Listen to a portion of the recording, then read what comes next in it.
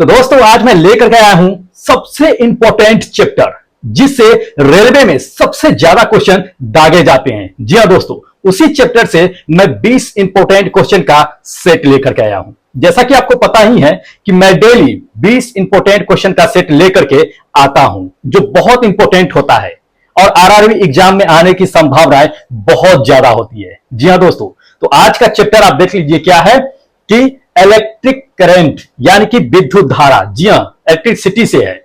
बहुत ज्यादा क्वेश्चन पूछे जाते हैं दोस्त इससे। तो दोस्त इस चैप्टर को कमांड रखिएगा। आपको मैं बताता हूं कि अगर टेक्नीशियन ग्रेड 3 वाले आपका साइंस 40 नंबर का है ना, तो आपका इस चैप्टर से 4 से 5 क्वेश्चन पकड़ा जाएंगे। ध्यान रखिएगा इस चीज को। जी हां, 4 से 5 क्वेश्चन पकड़ाएंगे इलेक्ट्रिसिटी से, विद्युत धारा से। इस चैप्टर को चट कर जाइए, पढ़ जाइए, बहुत इंपॉर्टेंट है। और इससे मैं वैसा ही सिलेक्ट क्वेश्चन करके लाया हूं जिसकी संभावना एग्जाम में आने की बहुत ज्यादा है। छोड़िएगा मत इसको। तो दोस्तों क्या कीजिए कि वीडियो शुरू से अंत तक के देखिएगा, स्किप मत कीजिएगा। मैं बार बार कहता हूं, और स्क्रीनशॉट लेकर के क्वेश्चन आंसर का नोट्स तैयार कर लीजिएगा। जी हां, तो चलिए इस चैप्टर का आपका 20 जो सिलेक्ट करके मैं क्वेश्चन लाया हूं उसका क्वेश्चन नंबर फर्स्ट बताता हूं। ध्यान रखिएगा, शुरू से अंत तक के देख चलिएगा, ठीक है, बहुत इंपॉर्टेंट है। चलिए ध्यान दीजिए, पहला नंबर क्वेश्चन दोस्त इसमें दे दिया है कि दो चालक समान दिशा में धारा ले जाने पर क्या होगा। अगर दो कंडक्टर है और कंडक्टर से अगर इलेक्ट्रिक करंट अगर हम प्रवाहित करेंगे दोनों को सेम ही डायरेक्शन में, तो उनके बीच क्या होगा। ऑप्शन देख लीजिए।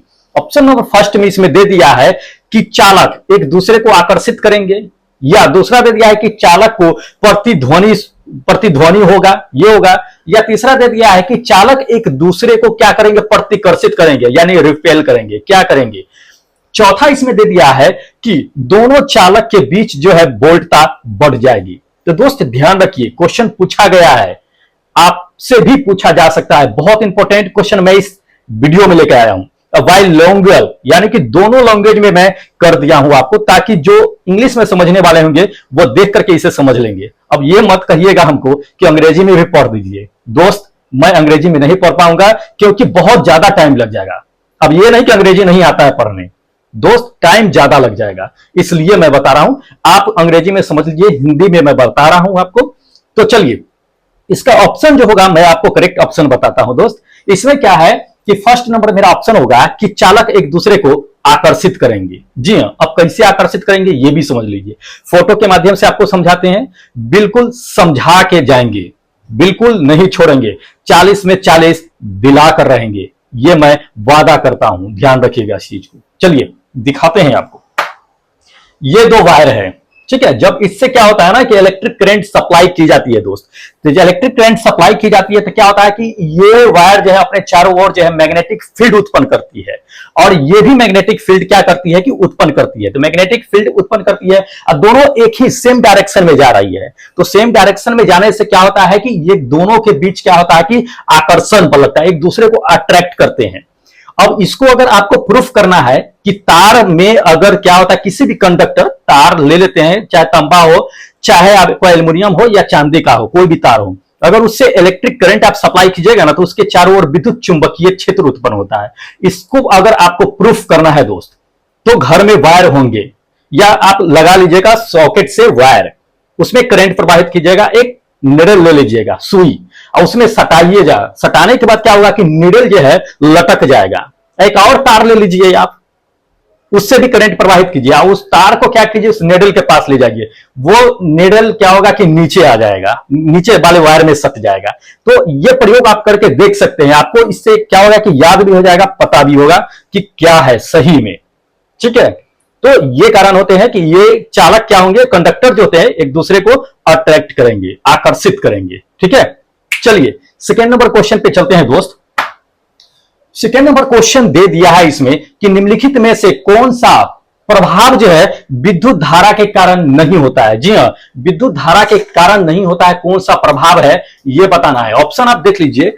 ऑप्शन नंबर फर्स्ट में इसमें दे दिया है आपको कि चुंबकीय प्रभाव, दूसरा रासायनिक प्रभाव, तीसरा दे दिया है आपको कि ऊष्मीय प्रभाव, और चौथा आपको दे दिया है कि संकुचन प्रभाव।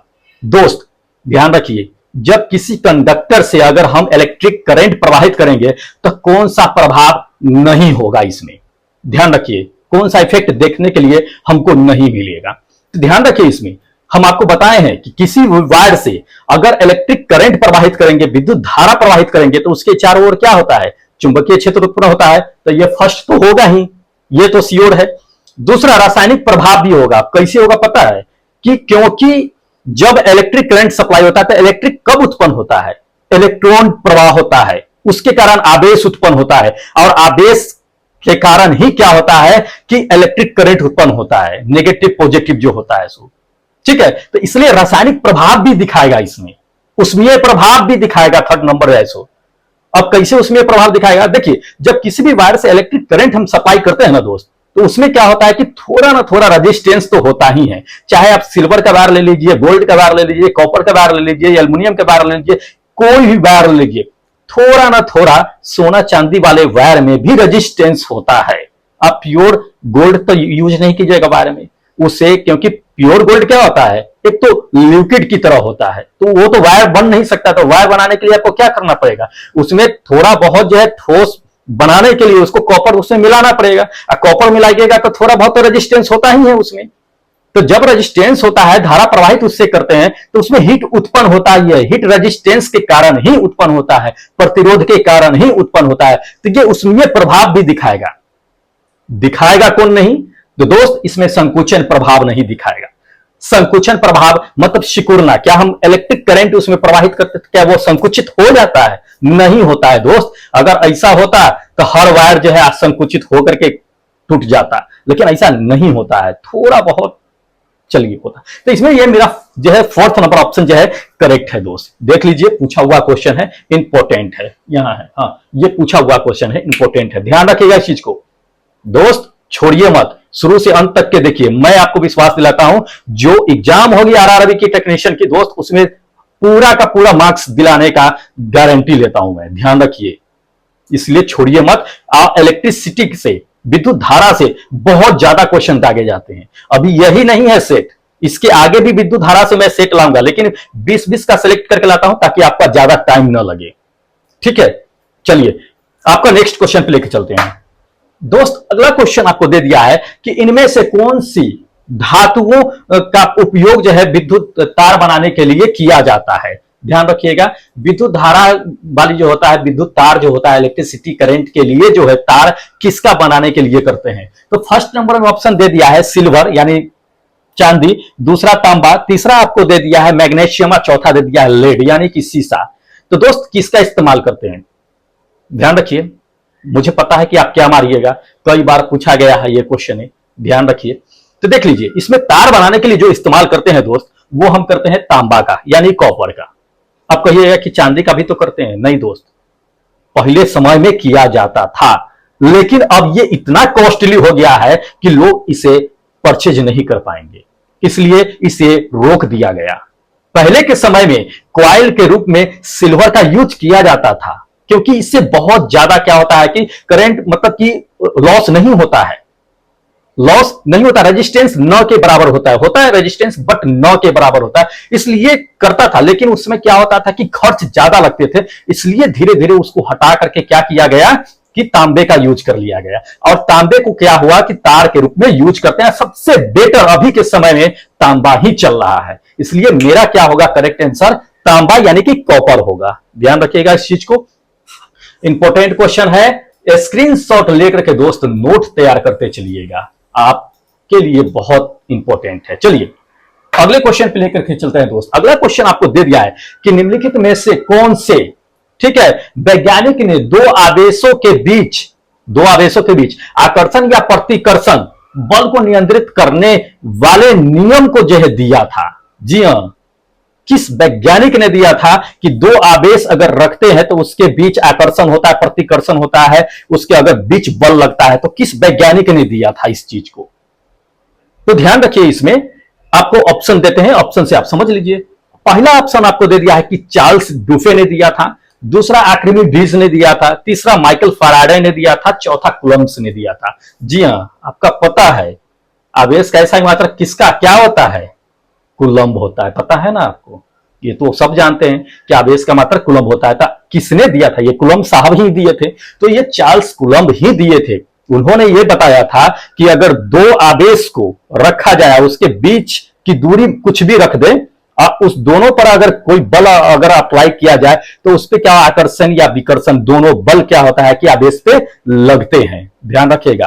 तो दोनों आवेशों के जो बल लगता है वो दोनों आवेशों के गुणनफल के समानुपाती होती है और बीच के दूरी के वर्ग के व्युत्क्रमानुपाती होती है। ये कहा था किसने? कूलम्ब्स, चार्ल्स कूलम्ब्स ने। ठीक है, तो इसको ध्यान में रखिए, इंपॉर्टेंट क्वेश्चन है, छूटना नहीं चाहिए। पिछले बार के एलपी टेक्नीशियन में पूछा गया था क्वेश्चन, देख लीजिए। चलिए अगले क्वेश्चन पे लेके चलते हैं दोस्त। अगला क्वेश्चन दे दिया इसमें कि किसी आवेश का विद्युत, ठीक है, किसी आवेश का विद्युत क्षेत्र बल दे दिया है, यानी कि इलेक्ट्रिक फील्ड स्ट्रेंथ, ठीक है, क्या होता है ये बताना है। देख लीजिए, जेई के एग्जाम में पूछा गया है ये क्वेश्चन। जरूरी नहीं है कि जेई में ही पूछा जाएगा, आपसे भी पूछा जा सकता है। इंपॉर्टेंट क्वेश्चन है, मैं वैसा ही सेलेक्ट करके लाया हूं जो आपसे पूछने जाने की संभावना बहुत ज्यादा है। मैंने इस पे स्टडी करके बहुत जो है मटेरियल को कलेक्ट करके उसके बाद सेट तैयार करता हूं, ऐसे नहीं करता हूं एक दिन में मैं एक ही वीडियो लाता हूं, ध्यान रखिए। चलिए इसमें आपको ऑप्शन दिखाते हैं। ऑप्शन नंबर फर्स्ट दे दिया इसमें कि दूरी के साथ बढ़ता है, दूसरा दूरी के घन के साथ घटता है, या दूरी के साथ घटता है, या दूरी के वर्ग के साथ घटता है। तो आपको पता ही है कि दो आवेशों के बीच जब बल लगता है तो उसके बीच की दूरी जो होती है उसके वर्ग के व्युत्क्रमानुपाती, मतलब उल्टा, वर्ग के व्युत्क्रमानुपाती मतलब उल्टा। तो फोर्स मतलब कि बढ़ेगा तो दूरी क्या होगा कि घटेगा, और दूरी घटेगा तो बढ़ेगा, उल्टा होता है। तो यहां पे विद्युत जो है क्षेत्र बल जो है अगर लगता है तो दूरी के साथ क्या होता है, जैसे जैसे दूरी बढ़ाएंगे वैसे वैसे उसका वर्ग के साथ क्या होगा, घटता चला जाएगा। ठीक है, तो ये फोर्थ नंबर ऑप्शन है, देख लीजिए। ये हो गया, ये को क्यू रख लेते हैं, यहाँ पे Q1 Q2 रख लेते हैं। दोनों के बीच जो है फोर्स लग रहा है, बीच की दूरी डी ले लेते हैं। तो ये क्या होगा कि F बराबर जो होगा मेरा वो क्या होगा, F समानुपाती जो होगा Q1 इंटू Q2 होगा, और F समानुपाती जो होगा 1/d² होगा, उल्टा है। तो यानी फोर्स का मान बढ़ेगा तो दूरी का मान क्या होगा, घटेगा। अब फोर्स का मान घटेगा तो दूरी का मान बढ़ेगा। तो जितना इसको दूरी बढ़ाएंगे ना दोस्त, उतना क्या होगा कि वर्ग के, उसके वर्ग के साथ क्या होगा कि ये घटता हुआ चला जाएगा। ध्यान रखिएगा इस चीज को, इंपॉर्टेंट क्वेश्चन है, दिमाग में सेट रखिए इस चीज को। आप फिगर के साथ समझिए, चाहे आप जैसे भी समझ लीजिए, लेकिन हमेशा क्या कीजिए कि याद रखिएगा, समझ लीजिए इस चीज को। चलिए अगले क्वेश्चन पे लेके चलते हैं जो इंपॉर्टेंट है। दोस्त अगला क्वेश्चन दे दिया है कि डैश श्रेणी परिपथ, ठीक है, का एक उदाहरण है। किसका है? डैश श्रेणी परिपथ का एक उदाहरण है। देख लीजिए, पूछा गया है क्वेश्चन, तो श्रेणी परिपथ का उदाहरण कह रहा है। इसमें कौन सा जो है सीरीज का एग्जांपल है। चलिए इसमें ऑप्शन देख लीजिए। ऑप्शन पहला दे दिया है कि घरेलू वायरिंग की प्रणाली, ये उसकी है, या सजावटी जो है लाइटें, जो डेकोरेटेड लाइटेड होते हैं वो, या थर्ड नंबर स्ट्रीट लाइट, जो गली पे लाइट लगे होते हैं वो, या चौथा दे दिया है इसमें आपको कार की हेडलाइट। दोस्त क्या होगा, तो ध्यान रखिए इसमें कि आपको सीरीज में कह रहा है, सीरीज वाले सर्किट की बात कर रहा है। सीरीज में कौन सा लगा होता है? घर की जो वायरिंग करते हैं ना दोस्त, वो पैरेलली होता है, ये आपको पता है। कभी कभी एग्जाम में ये भी पूछ देता है कि घर की वायरिंग किस परिपथ में की जाती है, तो पैरेलली की जाती है। अगर थोड़ा बहुत जो इलेक्ट्रिशियन ट्रेड के होंगे, इसमें ITI कर रखे होंगे, उनको पता होगा कि घर की वायरिंग हम लोग क्या करते हैं कि पैरेलल करते हैं, समांतर क्रम में करते हैं। स्ट्रीट लाइट भी जो होता है वो समांतर क्रम में लगते हैं, पता है आपको। तो ये सजावटी जो होती है लाइट, जो शादी ब्याह में जो है लगाते हैं हम लोग झालर, ठीक है, तो वो क्या होता है कि वो सजावटी लाइट होती है। उसको क्या किया जाता है कि श्रेणी क्रम में ही जोड़ा जाता है। श्रेणी क्रम में क्यों जोड़ा जाता है पता है? ताकि सबको बराबर बराबर उसमें जो है करंट मिले, वोल्टेज मिले, और सब बराबर से जले, कहीं कम कहीं ज्यादा ना जले। अगर समांतर में कर देंगे ना तो पता चलेगा यहां पे ज्यादा मिल रहा है, वहां पे कम मिल रहा है, तो समान रूप से नहीं मिलेगा। उसको जो है अलग अलग फिर जो है दिक्कतें हो जाएगी। लोग जो है शादी ब्याह वाले धागे धो देंगे, कहेंगे ये क्या कर रहा है, यहाँ पे ज्यादा लाइट है वहां पे कम लाइट है। ये तो मतलब सजावटी वाली बातें नहीं हो गई। इसलिए क्या करते हैं, सजावटी वाले लाइट में जो है सीरीज में कनेक्ट किया जाता है। ध्यान रखिएगा इस चीज को, ठीक है। तो ये सेकेंड नंबर मेरा ऑप्शन क्या होगा कि सही होगा। ध्यान रखिए, बहुत इंपॉर्टेंट क्वेश्चन है, पूछा भी गया है ये क्वेश्चन, आपसे भी पूछा जा सकता है, तो हमको माइंड में रखना है ये चीजें। चलिए अगला क्वेश्चन दोस्त इसमें दे दिया है कि एक फ्यूज का कार्य सिद्धांत क्या होता है ये बताना है। एक फ्यूज जो है किस सिद्धांत पर कार्य करता है ये बताना है। ऑप्शन देख लीजिए, ऑप्शन आपको दे दिया है इसमें कि विद्युत धारा द्वारा उत्पन्न प्रकाश के सिद्धांत पे काम करता है, या विद्युत धारा द्वारा उत्पन्न ऊष्मा के सिद्धांत पे काम करता है, या धारा द्वारा जो है उत्पन्न चुंबकीय प्रभाव के सिद्धांत पे काम करता है, या चौथा इसमें दे दिया है आपको कि विद्युत धारा द्वारा अवशोषित ऊष्मा पे सिद्धांत पे काम करता है। तो ध्यान रखिए, एक फ्यूज जो होता है दोस्त वो काम करता है उत्पन्न ऊष्मा पे। ठीक है, ये बी नंबर मेरा करेक्ट होगा। अब फिगर भी बता देते हैं आपको। तो ये फ्यूज है, वैरायटी टाइप के अलग अलग टाइप के फ्यूज होते हैं, देख लीजिए इसमें।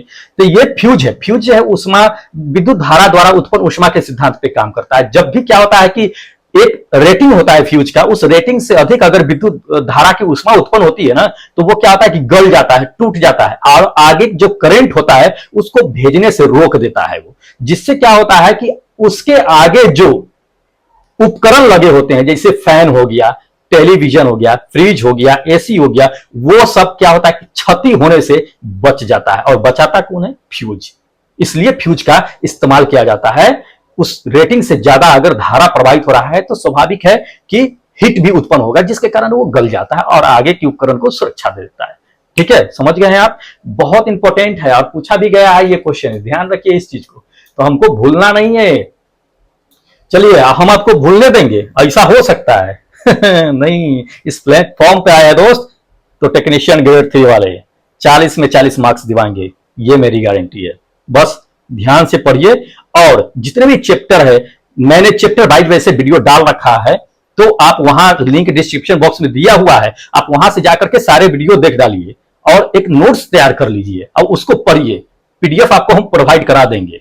ठीक है, तो बने रहिएगा मेरे साथ। सारे वीडियो का पीडीएफ जब भी आपको होगा हम प्रोवाइड करा देंगे, एग्जाम से पहले ही दे देंगे सारा का पीडीएफ, आप उसको चेक कर जाइएगा। और भी देंगे, एक्स्ट्रा मटेरियल भी दे देंगे आपको, बस वीडियो के साथ बने रहिए। एक्स्ट्रा मटेरियल भी देंगे जो बहुत ज्यादा इंपॉर्टेंट भी होगा एग्जाम के लिए, हम सब प्रोवाइड कराएंगे।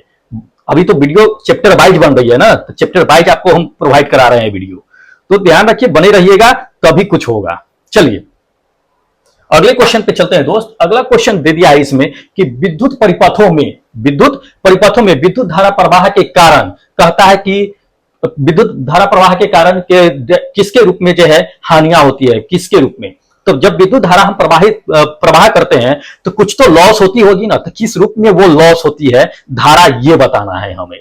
ठीक है, धारा तो लॉस होती है, तो किस रूप में होती है ये बताना है, पूछा गया है क्वेश्चन है। चलिए अगला बताते हैं आपको, देख लीजिए ऑप्शन दे दिया है कि ध्वनि के रूप में लॉस होती है, या प्रकाश के रूप में लॉस होती है, या उष्मा के कारण लॉस होती है, या चुंबकीय हानियों के कारण लॉस होती है। चलिए ठीक है, मान लिए हम कि अगर किसी इलेक्ट्रिसिटी बल्ब है उसमें धारा प्रवाहित करते हैं तो बल्ब के रूप में आप कहते हैं कि चलिए एनर्जी खपत होती है। लेकिन अगर बल्ब ना हो, सीधा वायर हो, तो धारा तो लॉस होगी ही एक सिरा से दूसरे सिरा तक जाने में। कहीं लाइट वाइट अगर न जल रहा हो, तो लोड कहीं नहीं रखा गया हो, तो किस रूप में होती है? तो वो हीट के रूप में होती है। रेजिस्टेंस उसमें होता है ना, वो एनर्जी को लॉस करता है, तो हीट के रूप में लॉस होती है। ये थर्ड नंबर मेरा ऑप्शन क्या होगा कि करेक्ट होगा, हीट के रूप में। ध्यान रखिएगा इस चीज को, तो इंपॉर्टेंट क्वेश्चन है। चलिए अगले क्वेश्चन पे लेके चलते हैं आपको। दोस्त अगला क्वेश्चन, जी हाँ इंपॉर्टेंट क्वेश्चन है कि एक लघु दे दिया, एक लघु पथ में दे दिया है लघु पथित, ठीक है, परिपथ में धारा क्या होता है। ध्यान रखिएगा, जब लघु पतन जब होता है तो उसमें धारा क्या होता है ये बताना है। तो लघु पतन तो आपको पता ही है, दीर्घ पतन लघु पतन तो पढ़े होइएगा। चलिए हम फिर भी थोड़ा बहुत एक्सप्लेन कर देंगे इस जगह पे। ऑप्शन दे दिया है इसमें कि अत्यधिक तेजी से धारा जो है उसमें बहने लगती है, बढ़ती है। दूसरा इसमें दे दिया है दोस्त कि परिवर्तन नहीं होती है। तीसरा दे दिया कि निरंतर परिवर्तन होती रहती है, और चौथा दे दिया कि अत्यधिक तेजी से कम होती है। दोस्त क्या होती है, ध्यान रखिए इस चीज को। जब लघु पतन होता है तो उसमें होता क्या है ये समझिए।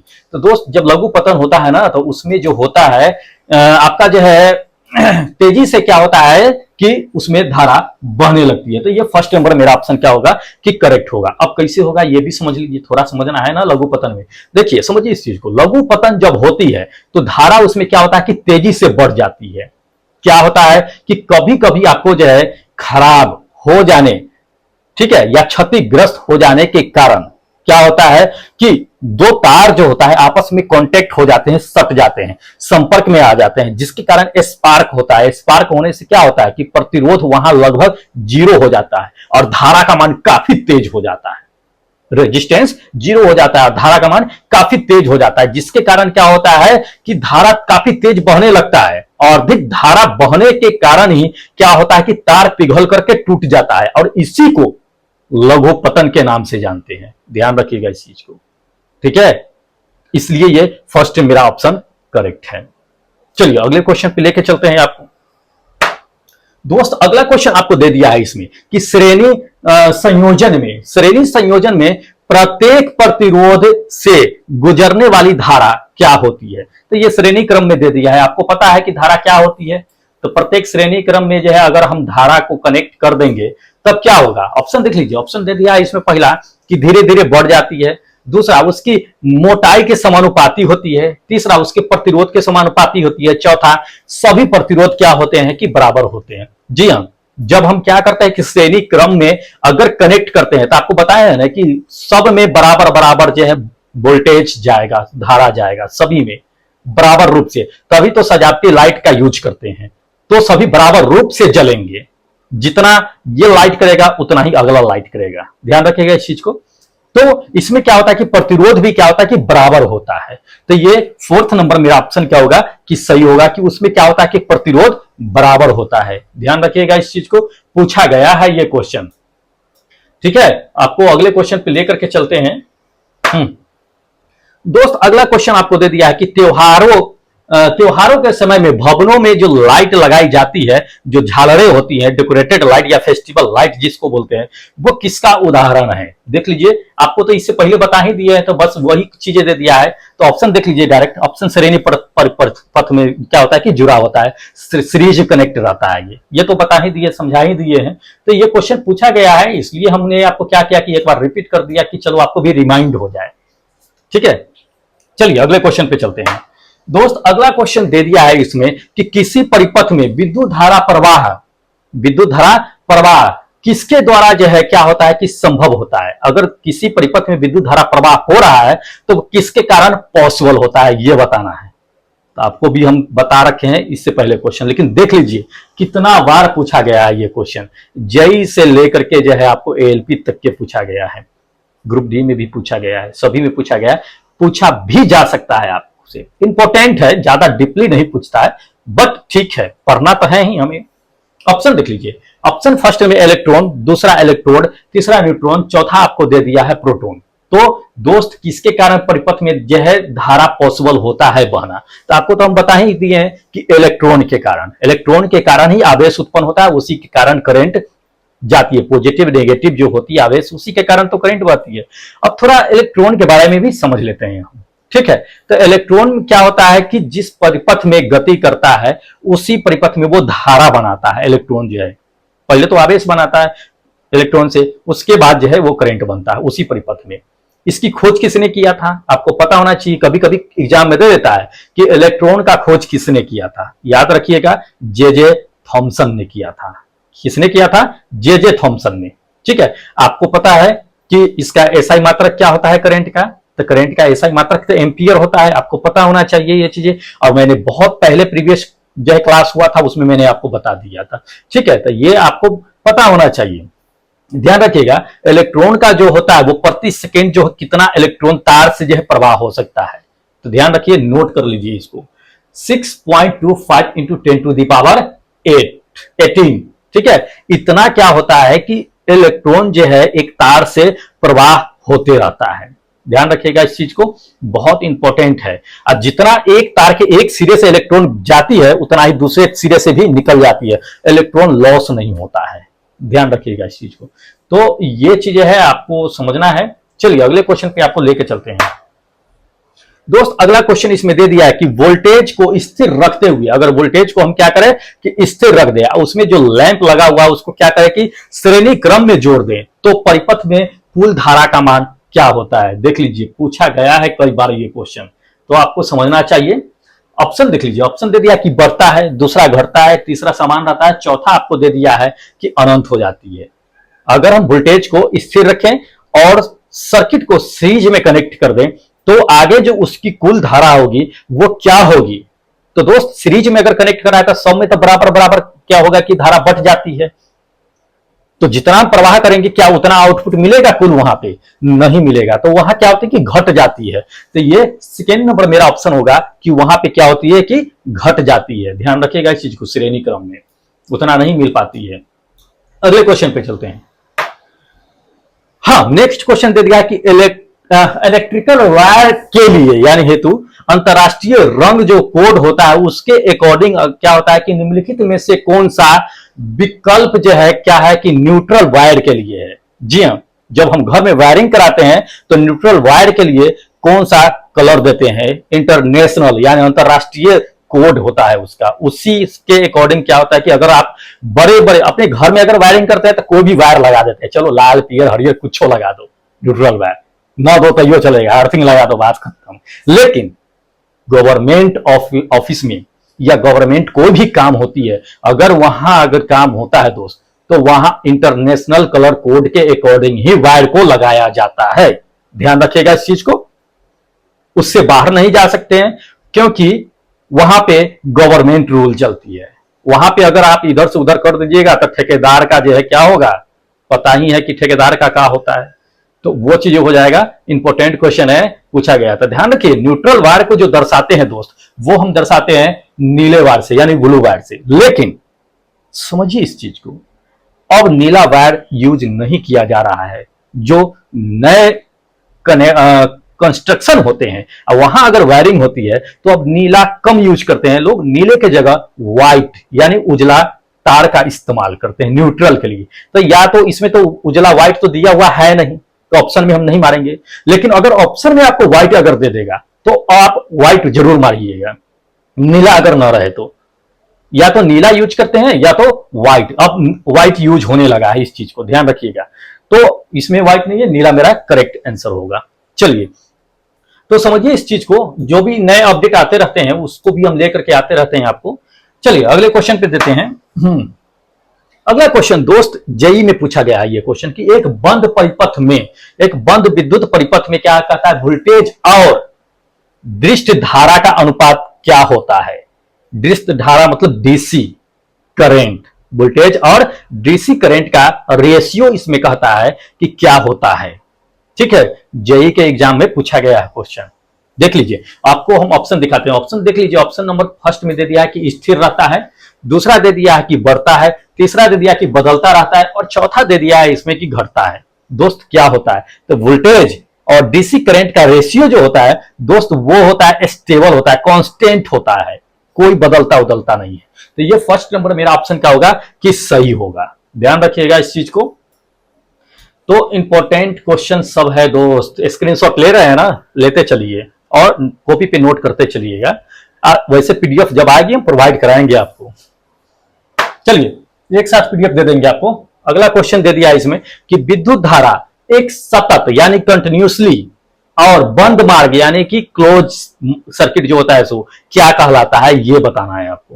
तो देख लीजिए जेई के एग्जाम में पूछा गया है ये क्वेश्चन, आपको भी दिया जा सकता है, टेक्नीशियन वाले ध्यान रखिए। कंपटीशन टफ है, वैकेंसी कम है, तो पूछा जा सकता है क्योंकि गवर्नमेंट को कम बच्चे सेलेक्ट करना है। ध्यान रखिए इस चीज को, आरआरबी को तो छांटने का कोई तो बहाना चाहिए ना।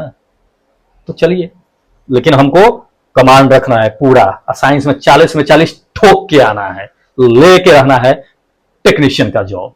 ध्यान रखिए। चलिए ऑप्शन देते हैं। फर्स्ट में पहला दे दिया है मार्ग, दूसरा मेष, तीसरा विद्युत परिपथ और चौथा आपको दे दिया है कि लूप क्या कहलाता है। तो दोस्त ध्यान रखिए कि एक कंटिन्यूसली और क्लोज सर्किट जो होता है वो कहलाता है विद्युत परिपथ, इलेक्ट्रिक सर्किट कहलाता है। वही होता है कंटिन्यूसली और क्लोज सर्किट होता है, क्लोज उसका होता है वो चीजें। तो इस चीज को समझिए। तो ये इलेक्ट्रिक सर्किट यानी विद्युत परिपथ कहलाएगा, थर्ड नंबर ऑप्शन। तो ये सही है। तो ध्यान रखिएगा, इंपॉर्टेंट सब क्वेश्चन है इसमें बहुत। अगले क्वेश्चन पे लेकर चलते हैं दोस्त। अगला क्वेश्चन आपको दे दिया है कि जब कांच की छड़ को, ध्यान रखिए, जब कांच की छड़ को क्या किया जाता है कि रेशम से रगड़ा जाता है तो छड़ पे क्या होता है, छर पे क्या प्रभाव पड़ता है, ये बताना है। इंपॉर्टेंट क्वेश्चन है। आपको कभी कभी एवोनाइट की छर बिल्ली की खाल भी दे देता है, तो यहां पे दे दिया है आपको छर, और किसको दे दिया, रेशम। ठीक है, तो कांच के छर है और रेशम है, उस पर जब रगड़ा जाएगा तो क्या होगा। तो ऑप्शन देख लीजिए, ऑप्शन दे दिया है कि उदासीन रहता है, छर उदासीन रह सकता है। दूसरा, छर ऋणात्मक यानी निगेटिव हो जाता है। या तीसरा दे दिया है कि पॉजिटिव यानी धनात्मक हो जाता है। चौथा दे दिया है कि पहले ऋणात्मक होता है फिर धनात्मक होता है। क्या ऐसा है? तो ध्यान रखिए, जो छड़ होता है ना कांच का, उस पे इलेक्ट्रॉन्स जो होते हैं काफी फ्री होते हैं, काफी फ्री होते हैं, और रेशम पे जो इलेक्ट्रॉन्स होते हैं उतना फ्री नहीं होता है। जब एक दूसरे पर रगड़ा जाता है ना, तो स्वाभाविक है कि जो फ्री इलेक्ट्रॉन होते हैं वो जल्दी से दूसरे में समाहित हो जाएंगे। तो कांच का जो है छड़ है, उससे इलेक्ट्रॉन क्या होता है कि रेशम पे जो है तुरंत से चले जाते हैं। आपको ये पता होना चाहिए कि जो इलेक्ट्रॉन त्यागता है वो पॉजिटिव होता है, केमिस्ट्री में पढ़े होइएगा। और जो इलेक्ट्रॉन ग्रहण करता है दोस्त, वो नेगेटिव होता है। ठीक है, तो यहां पे इलेक्ट्रॉन कौन त्याग रहा है, कांच की छड़ त्याग रहा है, तो ये क्या होगा, पॉजिटिव होगा, यानी कि धनात्मक होगा। तो ये थर्ड नंबर मेरा ऑप्शन क्या होगा कि करेक्ट होगा कि धनात्मक होगा। ध्यान रखिएगा इस चीज को। तो एवोनाइट की छड़ भी देता है उस तरह से, तो एवोनाइट की छड़ भी जो है आपको उसमें पढ़िएगा, आपको पता है। चलिए, हम आएगा क्वेश्चन, अभी और लाना ही है मुझे, तो हम सेट में लाते रहेंगे। अगले क्वेश्चन पे चलते हैं दोस्त। अगला क्वेश्चन आपको दे दिया है कि अगर मान लीजिए कि आप कार से कहीं जा रहे हैं और आकाश से क्या हो रहा है कि बिजली गिर रही है, तब आप उस समय अपने आप को सुरक्षा रखने के लिए क्या करेंगे।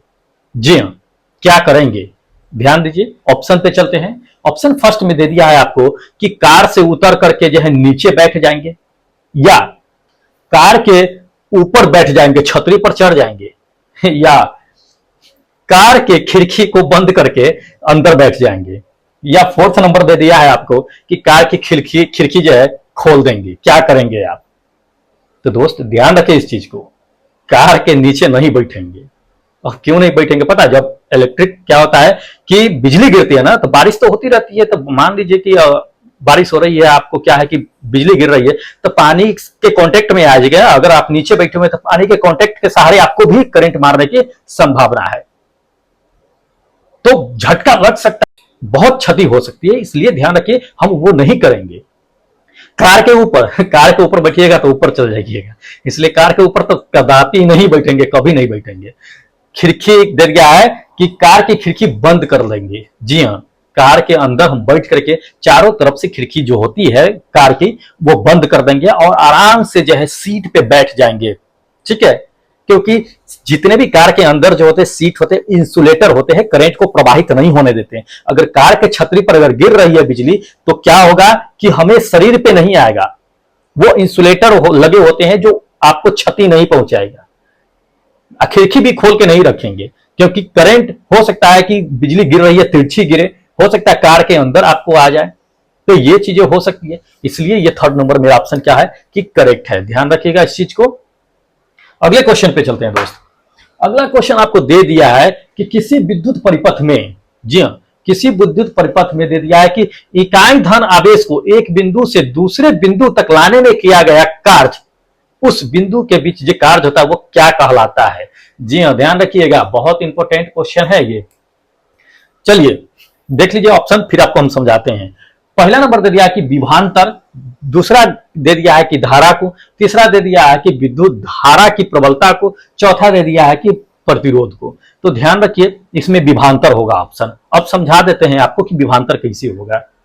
देख लीजिए, मान लीजिए कि ये वायर है, उधर आवेश है। ठीक है, आवेश को क्या करते हैं कि इकाई किसी भी वायर के जगह पे लेकर के आते हैं किसी बिंदु पर, तो उस आवेश को उठा करके इस बिंदु तक लाने में जो कार्य किया जाता है ना, उसी को हम क्या कहते हैं कि विभवांतर कहते हैं। मतलब इकाई आवेश को क्या होता है कि किसी भी धन आवेश तक के, पॉजिटिव तक के, क्या होता है कि एक बिंदु तक लाने में आवेश को किया गया कार्य है विभवांतर कहलाता है। तो इसलिए मेरा फर्स्ट ऑप्शन सही था। ध्यान रखिएगा इस चीज को। W बराबर आपको पता ही है कि क्या होता है, V बराबर W बाई क्यू। V विभवांतर होता है, तो W क्या, V बराबर W बाई क्यू। मतलब कि इकाई आवेश को किसी अनंत से किसी बिंदु तक लाने में जो किया गया कार्य होता है वो विभवांतर कहलाता है, या दो विभवों के बीच के अंतर को विभवांतर कहते हैं, ये भी है। तो विभव है, विभवांतर उसी को कहते हैं। तो ध्यान रखिए इस चीज को, इंपॉर्टेंट है। चलिए आपको जो है लास्ट क्वेश्चन दिखाते हैं इसका। दोस्त ये लास्ट क्वेश्चन है आपका कि निम्नलिखित में से कौन सर्वोत्तम सुचालक होता है विद्युत का। बहुत बार पूछा जाता है ये क्वेश्चन, जब भी एग्जाम होता है दोस्त ये पूछ दिया जाता है कि सर्वोत्तम सुचालक कौन सा होता है। ऑप्शन दे दिया है कि तांबा होता है, दूसरा एल्युमिनियम होता है, तीसरा दे दिया है चांदी होता है, चौथा दे दिया है लोहा होता है।